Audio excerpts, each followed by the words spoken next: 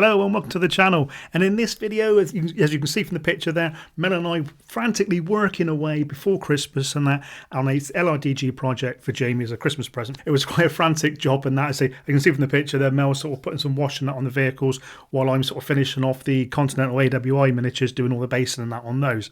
But it was a frantic project, trying to get this project underway whilst Jamie was at work or any spare time we could with him not around. So inspired from an interview we'd had with Brendan Wheatley, author of his Dak Attack rules at our local Wargame show of Attack last year, we couldn't wait to get this project underway and start getting some miniatures up together and put them on the table. As you can see on the screen, this was the game that Brendan had put on. So after seeing this game, talking with Brendan, we couldn't wait to get in contact with Paul Thompson of Early World Miniatures and purchase the necessary vehicles we needed to play the game.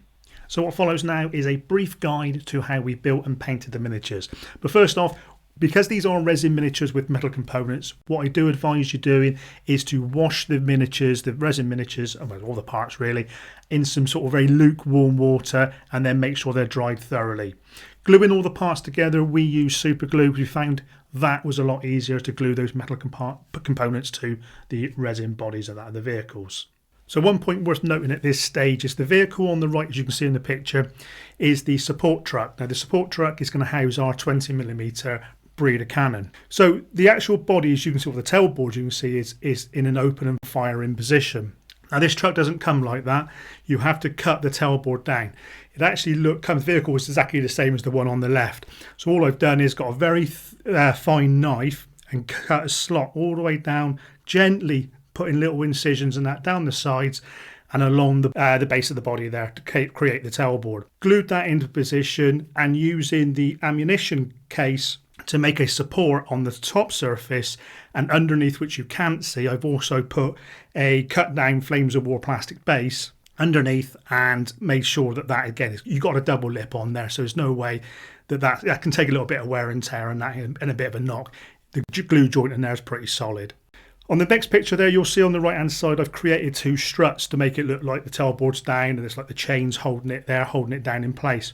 Now this was made, you don't get this in the kit, but this was made out of a paper clip. So folded out, unfolded a paper clip, drilled two very small holes at the end of the tailboard, bent onto 90-degree angles the paper clip, glued that in place inside the tailboard, and then glued little mini holes on the side of the body of the truck and then just put them into there. So again, creating a nice solid joint, and also helps protect the tailboard as well. So once the models were ready and all glued together, we then undercoated them with the Vallejo Hobby paint, as you can see there in the screen. I think this was either a Desert Yellow or a Dunkel Gal, one of the others, but it's very hard to get hold of. We had to get it actually shipped in from Italy, so yeah, very difficult to get hold of their sprays. Once that was all done, we then built up the layers on the body using various Vallejo sand colours using the airbrush. Next up then, we sort of got the vehicles to give them sort of an extra definition, put some rust effects on them. This was done using a very fine sponge and using Vallejo Hull Red. Next step then was a gloss varnish was applied to the model and a pin wash applied all up with using Ammo MIG Africa Core wash over the vehicle. Once that had dried, we cleaned up any overspills which sometimes you get from putting pin washes and that on, using a odourless thinners, and then we touched up any areas that needed it just in case. So once the pin washed and the touch-ups and that was all completely dry, we went about painting up all the stowage, and that was done using sort of various military colours of the time period, then wash with a mix of 50-50 Agrax Earthshade and Lamia Medium. Putting the Lamia Medium in there just helped the actual flow go into the wash, go into the recesses and that a lot better, and also diluted the pigment just slightly, but again allowed the flow still to be the same. The weapons, tyres, seats, etc. were next painted, and again they were all washed down respectively with various sort of colours and washes and that over the top. Final thing we did to them, as you can see from the picture there, was around the tyres. We put a sand wash around the tyres and around some of the recesses and over some of the equipment. This sort of, imagine that the vehicles now are driving through the desert and that sand and dust and dirt is going to kick up all over the place, and especially on these open top vehicles and that. So yeah, as you can see there, we think it's worked out quite well. So now without further ado, let's go and see the final finished miniatures. And here we are, the finished vehicles with the crews all painted up and added to their vehicles respectively. This was certainly a fun project to do, and Mel and I enjoyed working together, getting this done for one of Jamie's Christmas presents at Christmas. What does it represent? Well, it represents a half patrol in Dak Attack rules, where you have 4 vehicles, 4 Chevys in this case. You could use the Fords and that, or you could intermix the Ford vehicles in between and replace the Chevys. And also it has 2 Jeeps to make up that half patrol. Now in my eyes, I look at it this way: the LRDG and the SAS at times work together, but most of the times they worked apart. But there was also that time where the SAS used to call upon the LRDG to come and help. They'd go and pick them up and take them back.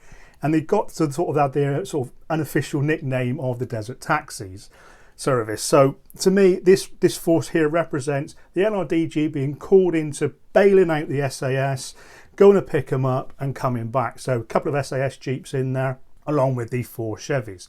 But let's get in to see what the actual vehicles are. We can take a closer look at how we've put them together. So let's get into the SAS Jeeps here first. So these were, again, nice kits, easy to put together. They're all one casting, the vehicles. All you have to do was glue the guns on, the weapons on, and that, and glue the crew figures in. That's it. Easy as that. Put them on a base, and yeah, happy days. As I said, all sort of like the resin vehicles, and that, really easy to paint. Cleanup was very little cleanup on them to do at all. But like I said right at the start, I would, like all these miniatures, I washed them all before spraying and painting them, which made I think made the paint go on a lot easier. But yeah, really nice figures, very characterful actually. That's those there. As you can see on the wheels, that's what I was telling you about the dust. I think it's a Vallejo, or is it an Ammo MIG? It might be an Ammo MIG wash, and that you can put over them, which is what we put on them to give them that sort of sandy dust look. The basing, oh, that's an idea. The basing was, if I can find it, oh, there it is. Just put that down there a minute. There he is. So the basing we used was AK Interactive, Sandy, Desert. Then just put it straight on neat.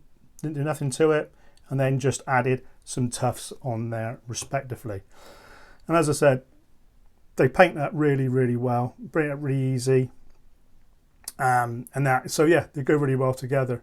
And I think, again, having these as like the SAS teams and that in the force and that, I think it goes really well in the sort of narrative and that of what they are. As I said, the history of the LRDG is fascinating, so is the SAS mind. And if you want to know more about the LRDG, I can't stress enough to go on to the LRDG Preservation Society. I'll leave a link in the description below. Great information, very friendly and helpful people on there. And some of their historians also get on and do chats with a World War II TV. And again, I'll leave a link to their channel and that in the description below. And there's been some brilliant chats on the SAS and the LRDG, as well as other World War II sort of projects. So next up then, we have 2 Chevy gun trucks. These are just standard sort of gun trucks and that the LRDG had.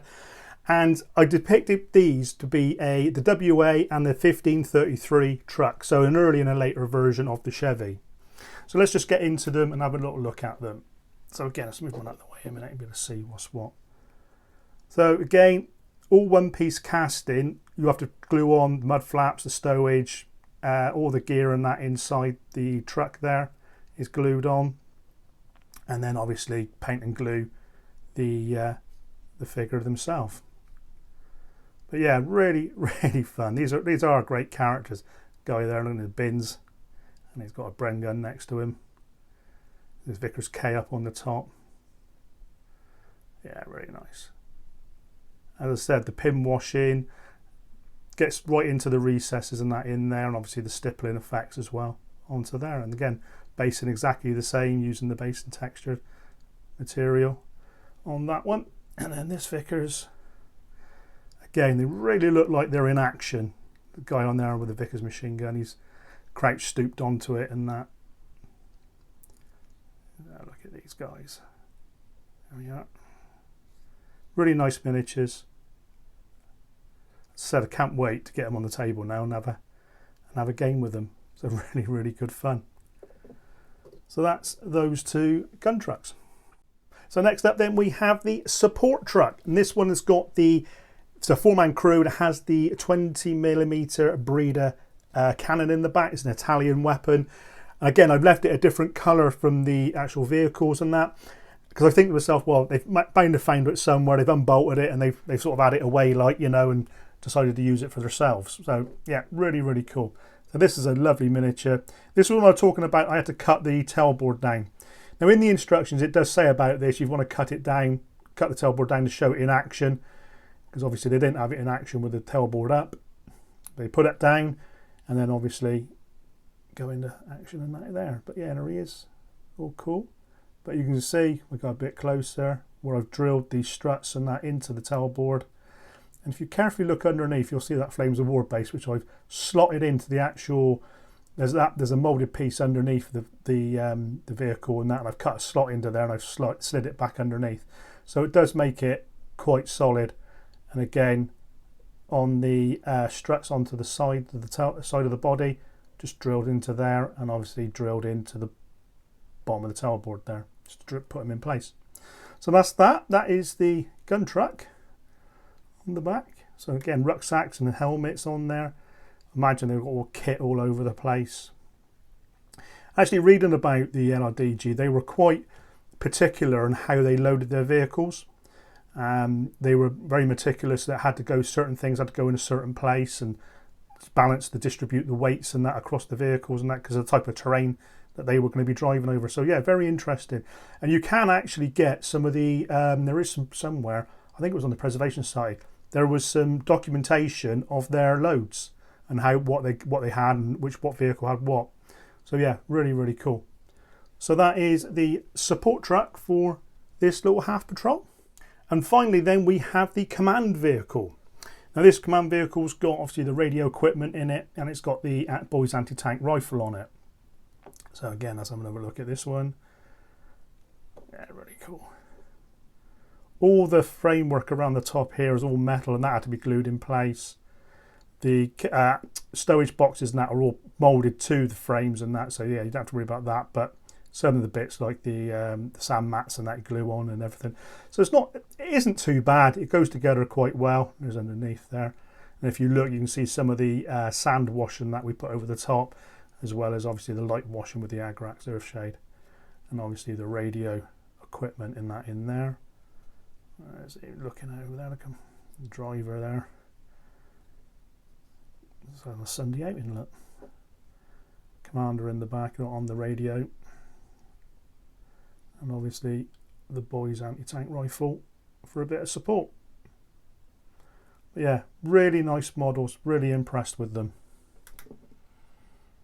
Well, there you have it then, guys. That is it. That's our video for you today. We really hope you've enjoyed seeing this video, and if you have, hope you hit the like button and that.